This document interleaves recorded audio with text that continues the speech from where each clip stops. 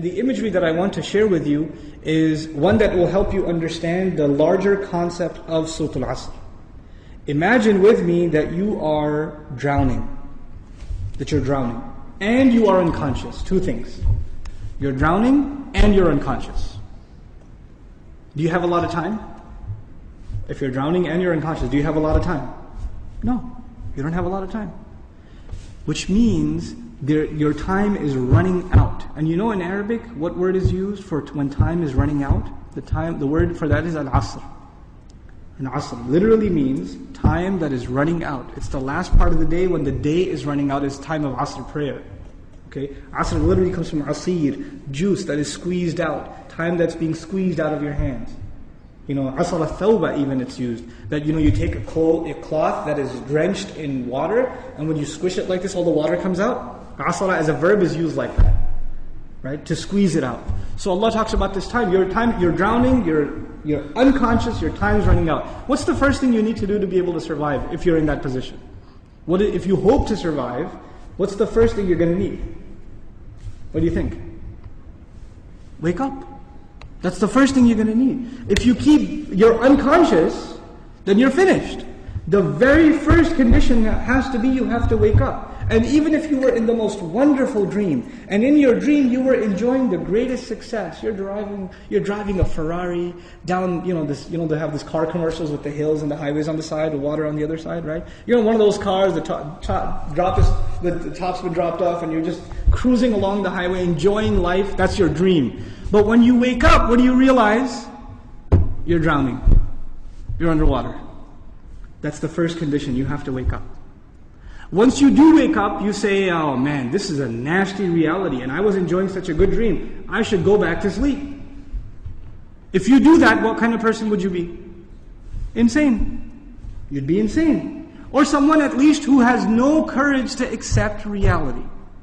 Because they found reality to be very difficult, they decided they're going to put themselves back to sleep even though they woke up. Does this person, if he drowned, can he blame anybody else? The one who woke up and went back to sleep? You think? Someone who never woke up, maybe, right? But the one who woke up said, this is not good. And they went back to sleep. They have no one to blame but who? Themselves. They have no one to blame but themselves. Now, let's imagine that they did wake up. What do you have to do next? Oh, it's pretty bad, I'm drowning. Even if you don't know how to swim, will you not use every muscle in your body to make certain kinds of motions to go towards the surface? Wouldn't you do that? And you will make certain kinds of motions that make you go further down, and certain kinds of motions that will make you go up. And once you discover which ones help you go up, you will only do those, right? You will do those. In other words, the first thing was you have to wake up. The second was you have to swim. You have to do something to try to get to the surface. When you got to the surface, you gasped for air, and you got pulled back down. You got pulled back down. And you know who you got pulled back down? You won't believe this.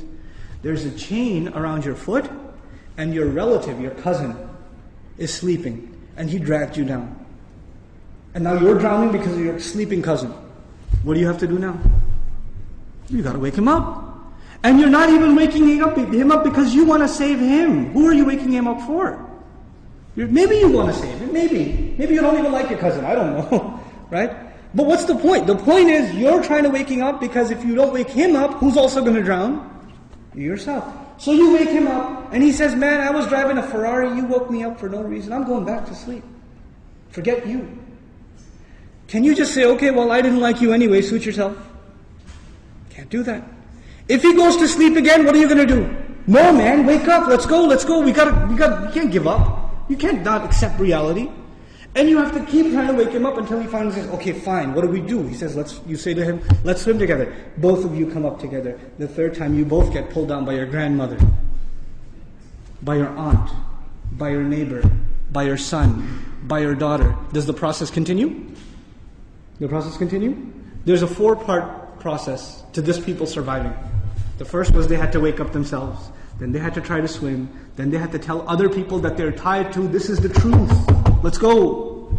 And even if they got tired and one of them said, man, I can't do this anymore. We've been doing this now over and over again. I don't know if I can do it anymore. And the other one says, no, We are all going to survive together. You have to do this. Come on, let's go, let's go, let's go. Keep going, keep going. You ever seen those kinds of movies where they're trying to escape from some army and one of them gets tired and says, I can't run anymore. And what do the others do?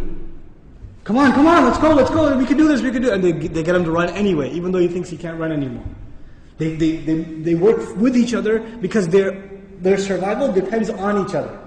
They work together desperately. What does Allah say at the end of this surah? First He says, إِنَّ الْإِنسَانَ لَفِي Wal asr, first of all, time's running out. Then He says, إِنَّ الْإِنسَانَ لَفِي خُسْرٍ. I'll translate it, human beings are drowned in loss. You see the parallel? Human beings are drowned in loss. What's the exception? إِلَّا الَّذِينَ Those who believed. Believed what? Allah didn't say, آمَنُوا بِاللَّهِ وَمَلَائِكَتِهِ وَكُتُبِهِ وَرُسُلِهِ وَالْيَوْمِ الْآخِرِ وَالْقَدْرِ خَيْرِهِ وَشَرِّهِ مِنَ اللَّهِ تَعَالَى وَالْبَعْثِ بَعْدَ. Nothing. He didn't mention anything. Even though all of those things are included. According to the siyaq of the surah, the context of the surah, what is the first thing these people have to believe? That they're in loss. That they're drowning. And if they do come to believe that, and they correct their iman, what's necessarily going to happen? They're going to swim and move upwards. How does Allah describe this action? وَعَمِلُوا الصَّالِحَاتِ. They do good things. They do things that help reconcile the situation. By the way, salih is an adjective here, salihat, جمع مؤنث سالم, which is literally means that which corrects something. Something was wrong and it corrects it. So they do actions that correct the situation. Literally like the guy trying to swim. But because they were tied to other people, what else did they have to do? وَتَوَاصَوْا بِالْحَقِّ. They had to tell the other the truth. And it's not even أخبروا عن it. They told them about the truth. No. You have to wake him up and let's go, we have to go. No matter, and over again. Tawasi even has takrar in it. It has repetition. Over and over again they said, this is the truth, this is the truth, this is the truth. You know why? Because the people you're trying to save, even if you wake them up temporarily for 20 minutes, 30 minutes during a khutbah, guess what happens when the khutbah is done? They go back to sleep. They start drowning again. So what do you have to do? You have to go and wake them up again. Then they get sleepy again. Then you got to wake them up again. This is tawasi bil haqq. And you might get tired of doing it. You might become impatient. So Allah also adds, وَتَوَاصَوْا بِالصَّبْرِ. You got to keep doing it. Sabr means consistency, constancy, perseverance, patience. You got to remain on point. You got to keep doing this. Because your survival depends on it. In the end, if you do all of these things but you have no patience, and you give up, you drown too. So even if you had iman, and you had good deeds, and you told people about the truth, but you didn't have sabr, you still drowned. So how many conditions do you have to fulfill to survive? All four. All four conditions are required. They're critical and they're necessary. Which is why there's a wa in between them. You see the logical progression from iman to amil salihat, to tawasaw bil haqq, to tawasaw bil sabr, beautifully articulated in this surah.